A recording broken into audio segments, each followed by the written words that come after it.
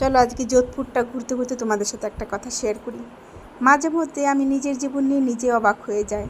সত্যিই কি আমি স্বপ্ন দেখছি, নাকি আমার জীবনে সত্যিই মিরাকেলগুলো ঘটছে এটা ভাবি। যে মেয়েটা নাকি বিয়ের আগে লোকাল ট্রেনে ঠিক মতো চড়েনি, সে নাকি আবার দেশ ঘুরছে। এটা ভাবতে গেলে সত্যি আমার অবাক লাগে। বিয়ের পর প্রথম আমার জার্নি আন্দামান নিকোবর, জানোই তো, খুব সুন্দর জায়গা। সেখানে আমি দীর্ঘ 7-8 বছর ছিলাম। প্রথমে যাতায়াত করেছি শিপে, তারপরে প্লেনে, তারপরে হেলিকপ্টারে, সব কিছুতে আমার জার্নি হয়ে গেছে। চেন্নাইতে ছিলাম, সেখানেও দূরপাল্লা ট্রেনে চড়েছি।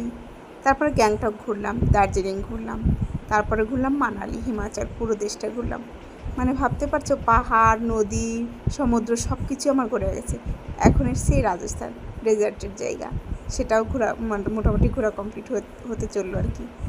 তো মানে আমার ভাগ্যে যেইগুলো ছিল আমি ভাবতেই পারিনি। তো বিয়ের আগের আর বিয়ের পরের আকাশ আর পাতাল তফাৎ।